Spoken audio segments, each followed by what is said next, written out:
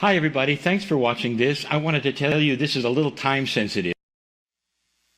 Greetings, dear ones. I'm Kryon of Magnetic Service.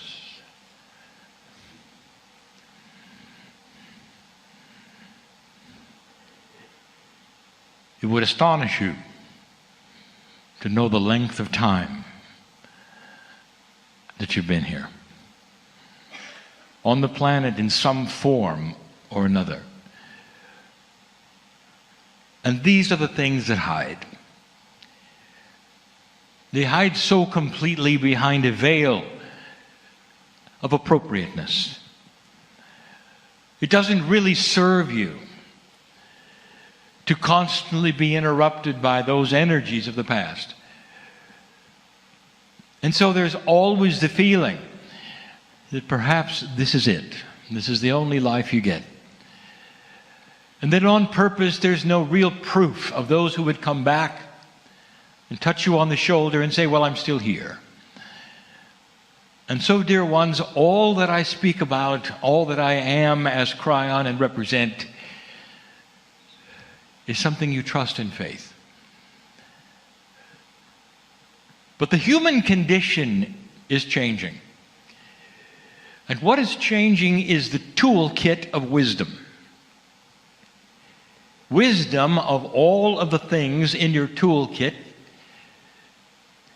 is one of the only things that's tied to everything else.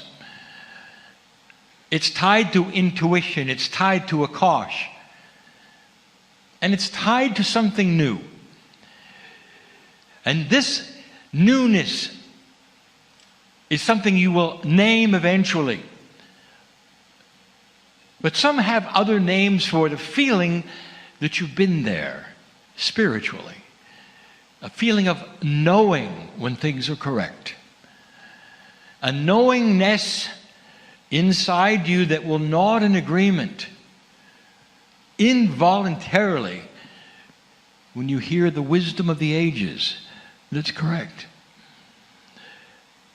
This is something new that some of you are going to experience, and that would be this. You'll have an evolution of the intuitiveness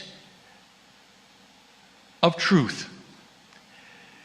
And things that will ring with the purity of truth will do so in a way that you can measure. Something will happen. Perhaps it will be emotion. Perhaps it'll be a feeling, maybe chills, something else.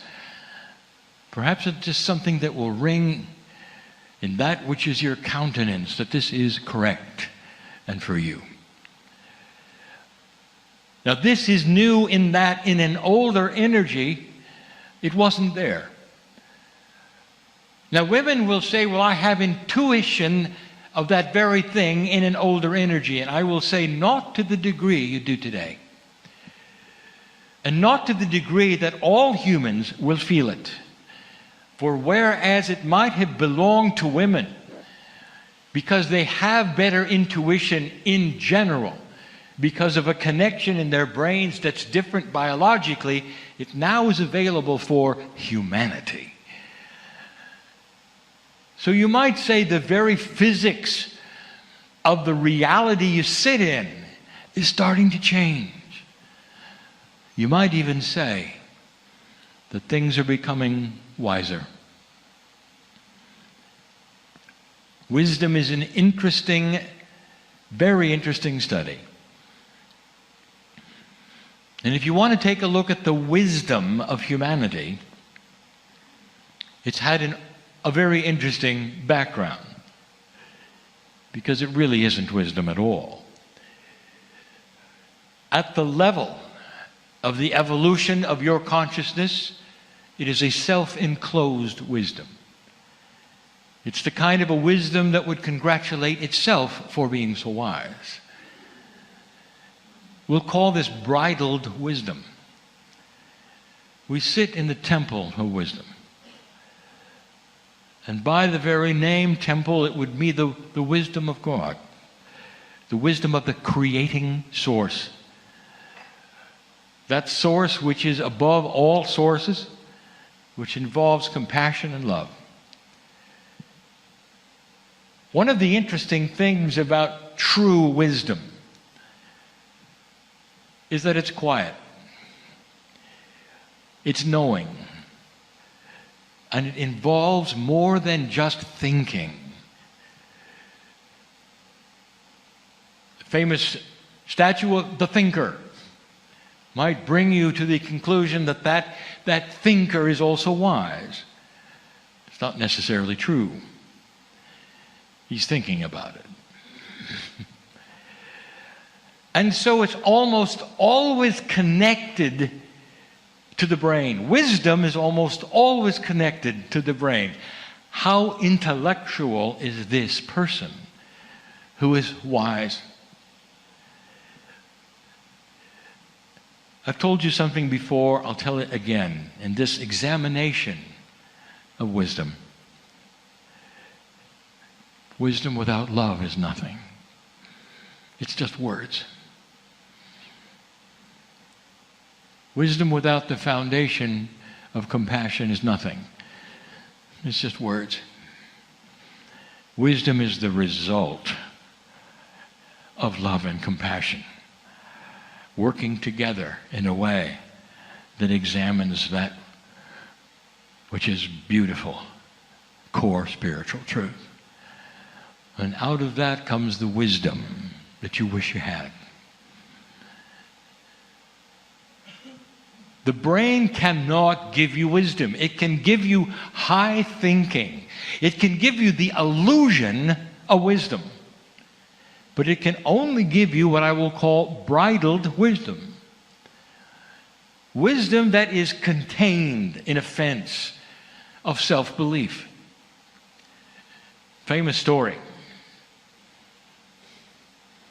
Those who wish to open a door.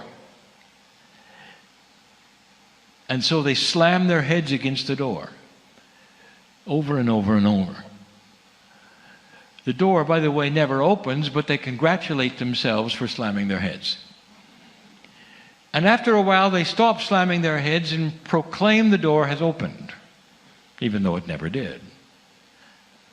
Some even give their lives to slam their head against the door in an attempt to be part of that congratulations that the door opened when it didn't. After a period of time, they realize the door must be opened again, even though it never opened the first time. And they come back and slam their heads against it yet again. And every single time they do, they congratulate themselves when they're done. And they even talk about the wisdom that it took in order to accomplish the slamming of their heads. This is humanity at its best. This is an old energy you grew up in. You know exactly what I'm talking about. After a period of time, they slam their heads yet again. Sometimes the door has different names. Sometimes the doors are different and they never open. And each time there is a cycle of self-congratulations, there's an acknowledgement of wisdom that never occurred, because it is in a circle and it's never really seen past the human brain.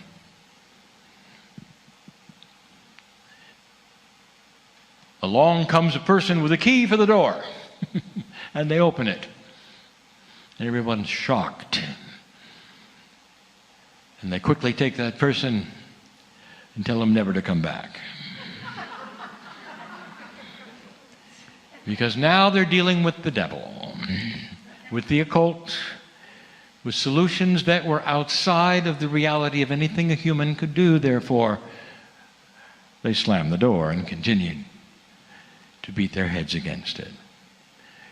The wisdom of the ages comes from a dysfunctional brain set that believes it's wise when it isn't. Congratulates itself for things that don't deserve to be congratulated. We've told you the story, a fool does not know they're a fool. And it's the same reason. For they can be ultra foolish and never see it. And they will walk away from being very foolish when others see it immediately and be in self-congratulatory ways of how they acted, being the fool that they were. The human race does not know it's dysfunctional yet. It is just climbing out of this self-proclamation of what it believes wisdom is. But it's doing it. Unbridled wisdom is complicated, and it's so different from wisdom that you would think is wise. It doesn't belong to the intellectual thinker, dear ones. It belongs to the average human being with compassion. Wisdom takes a new place that you've never even thought about of where it would be. Did the masters of this planet have wisdom? And if so, how much noise did they make? And the answer is none. They sat there and they were quiet. And the wisdom that exuded out of all of them was the wisdom of the ages, and they could look at you and melt you with the love and the compassion. And the result was wisdom.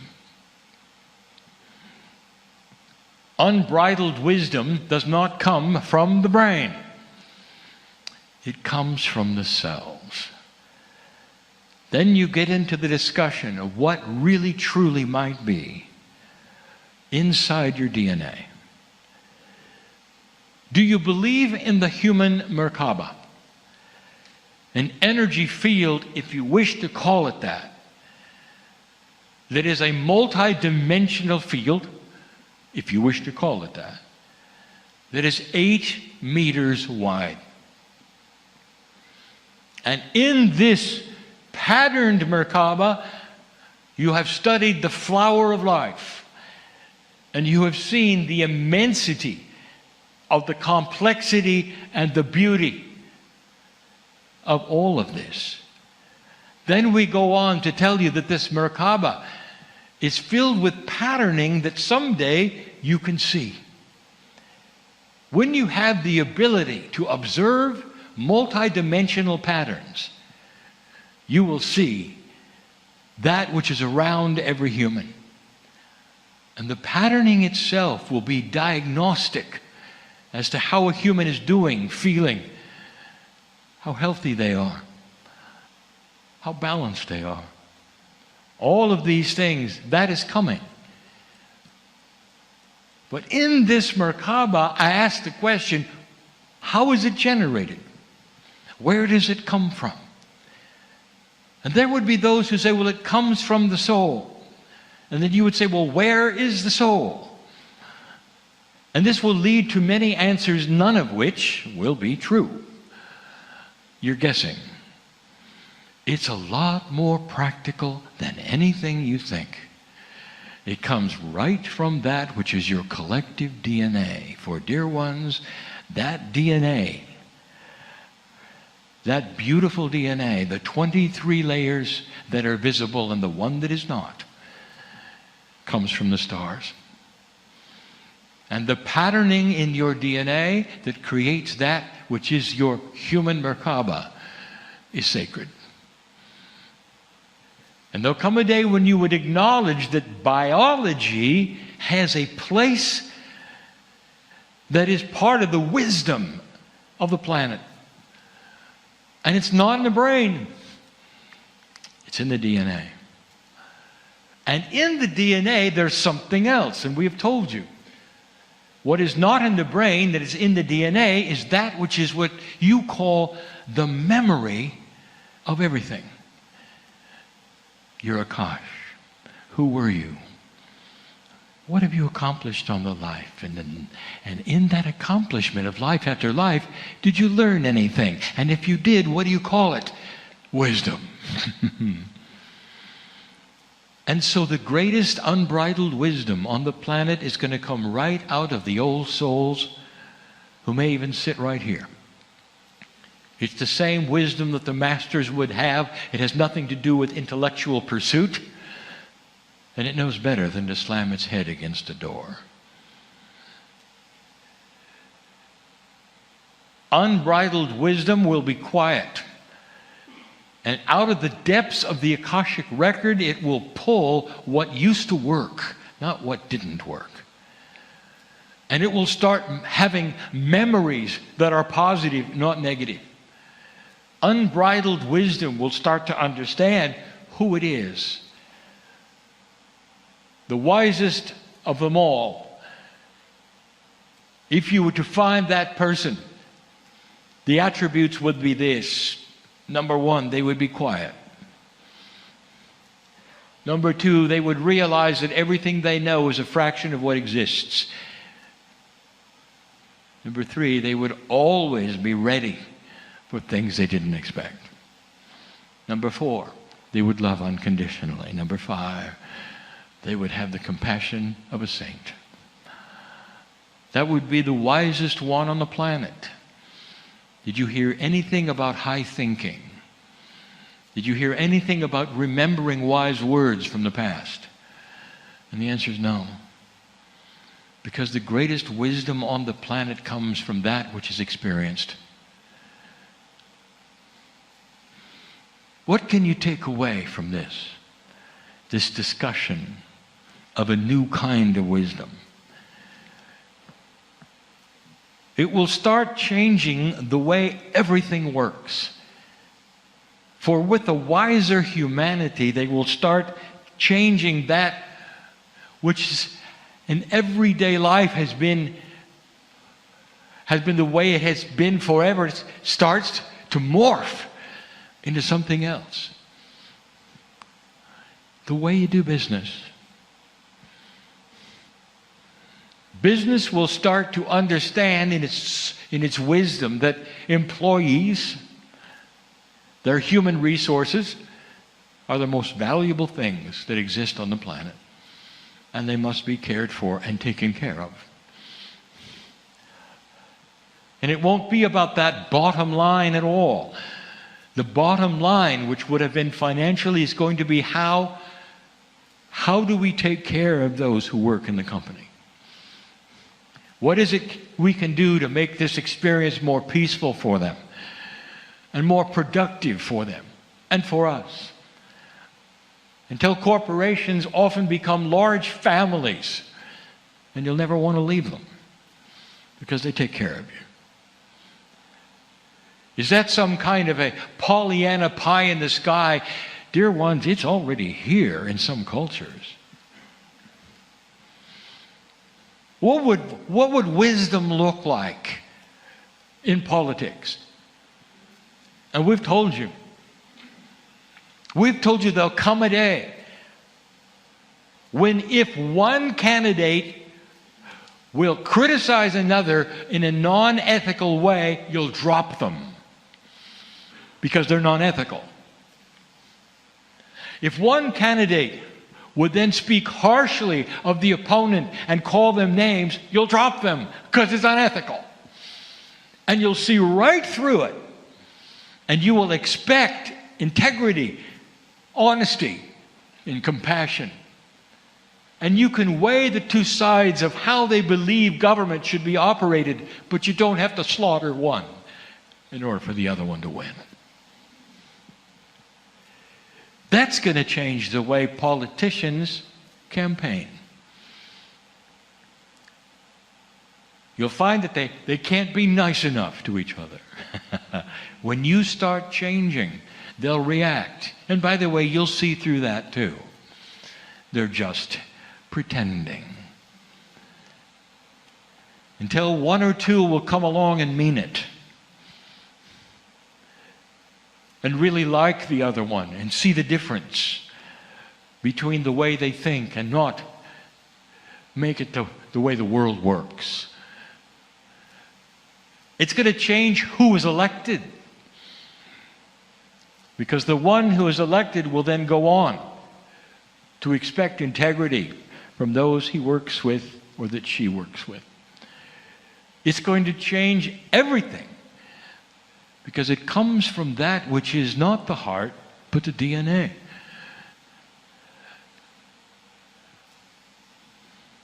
You ask, what have you been through? And the answer is everything. You look at the genders in the room and you say you've all switched them. Each man has been a woman, each woman has been a man many times. You keep trading places. Each one of you has full human experience. Each one of you has experienced the joys and the horrors of life. And in that it creates a wisdom that could never be generated by the human brain just by thought alone. Unbridled wisdom. What's the difference between that and the wisdom of God? And the answer is this: you're getting closer to what the creative source and the original teaching of the Pleiadians gave you.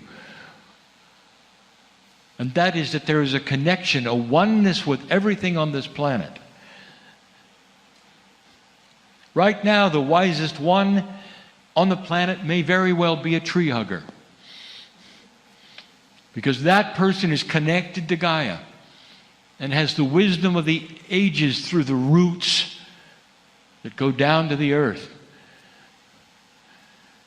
And as the tree breathes what you exhale, it becomes one with you and you with it.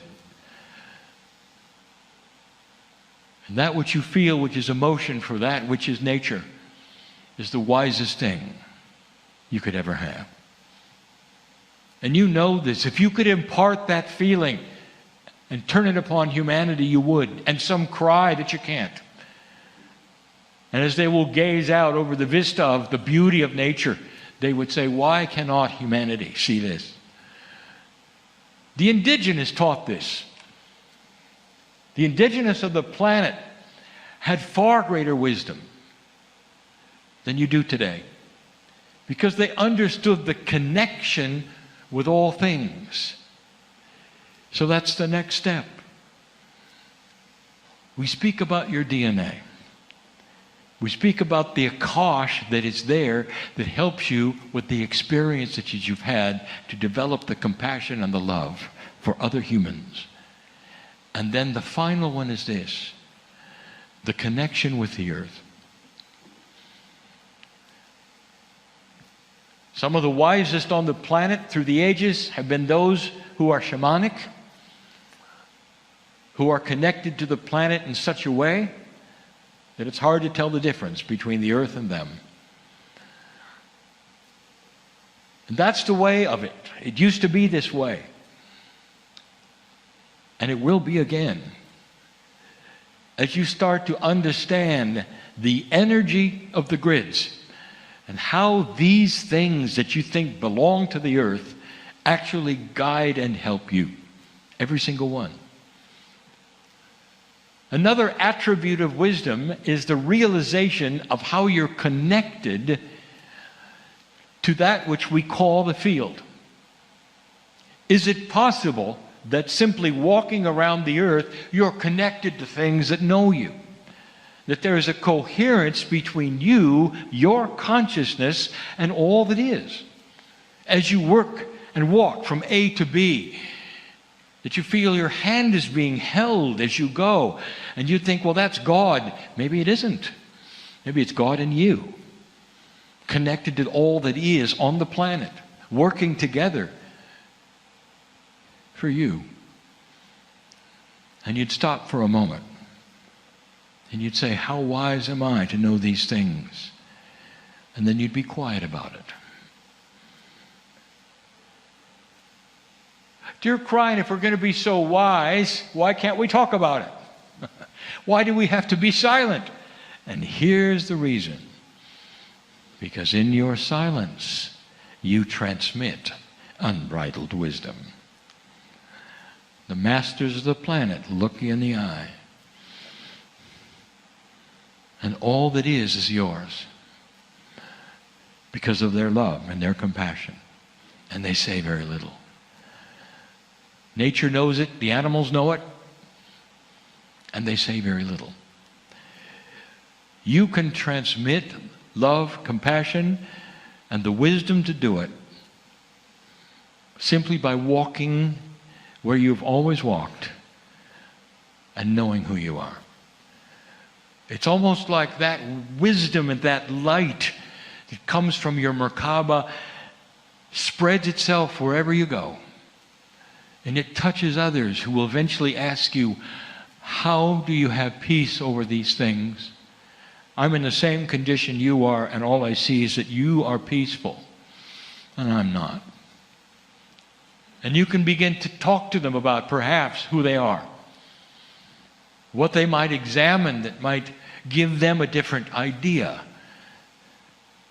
that they are not a victim of the world, that they are in control of who they are. And that would be your wisdom. And all of that is from your experience of walking from A to B because of who you are. This Merkaba of yours is going to play a bigger part than you know in the future. That's its design. That's why it's there. Think of the Merkaba as a multi-dimensional biology that has always been with you, that some have sensed from the beginning, and some have studied and taught about, but still you have no idea what's there. Unbridled wisdom is the ability to understand that you don't know what you think you know. Unbridled wisdom is a wisdom that wants to sit and be quiet and simply ponder the beauty of all it is and be satisfied with that. The most exciting thing for a guru is to be quiet for a year. If you've ever studied that, if you've ever wanted to know what that's about, that's internal wisdom, unbridled. Not self-congratulatory, but one that sits in quietness and absorbs everything else that's quiet. That's unbridled wisdom. That's when a fool knows they're a fool. And when someone opens the door with the key, humanity looks at them and says, I'd like a key also. And they smile and say, well, it just happens to be in your pocket, just like mine was. That is unbridled wisdom. The tools are inside, all of them. And collectively, the coherence that you can generate when you all realize it in one group is enormous. And what you can do collectively for this planet, even in your quietness and your silence, is enormous. And it redefines wisdom, what it is, where it's going, and it shows you what it is not. When it came to naming this structure, there were several names considered, but wisdom won. The idea would not be necessarily a church or an auditorium, but a temple was also on purpose, because it rings of sacredness and speaks of an attribute of the Creator. Neither of those things are attributes of humanity. Being built in a circle on purpose, just like the Lemurian teaching wheel. Having the gems in the middle on purpose, because that is the great central sun. That is where it's all remembered and comes together. That's where energy is. Nothing is by accident in the room. All of these things, dear ones, are starting to be revealed in this age, in this time, which makes this particular structure extremely current. Not old, not filled with old ideas or old things, but built way in advance for something called the shift. There is so much going on here right now. How wise are you? Can you even begin to get in touch with this you call the cellular structure? And for those of you who are having difficulty, It's something that you're not taught in school, and you're not taught anywhere. You're not taught even in spiritual systems. Instead, you're taught to get a hold of a prophet. And now it's time for you to get a hold of the main prophet, you. In the same fashion, it starts with love, appreciation, honor. And that which is belief. Can you believe that it's there? And it's inside. And it's wise. And it's always been part of that which is the confluence of energy called your Merkaba. Some of these things are hard to understand for those who would listen now and later. And what I want to tell you is, like any advanced teaching, there'll come a day when there's an aha. Like in the last channel, when you learned to read. And then finally you understood you were reading. Right now, you're learning to be wise. And there'll come a time when you'll say, I am that I am, because now I know. That's where humanity is headed, in whatever speed it wishes to go there. That's the free choice of what it's like to have 2 steps forward and 1 back, of the battle of light and dark and duality that is in front of you, and where it's going from here. But I'll tell you, month after month, you're winning. You can see it. Don't be frightened if things seem different, dear ones. They are. Don't be frightened of change, because there will be. Instead, claim that wisdom which says, I expect the unexpected. I expect benevolent outcome. Because that's who I am. Be peaceful with the next step. We speak today from Delphi in the Temple of Wisdom, again in honor of those who created it, the forethinking of all that they did to put this place the way they put it. I had no idea that it was built for now and the future. And so it is.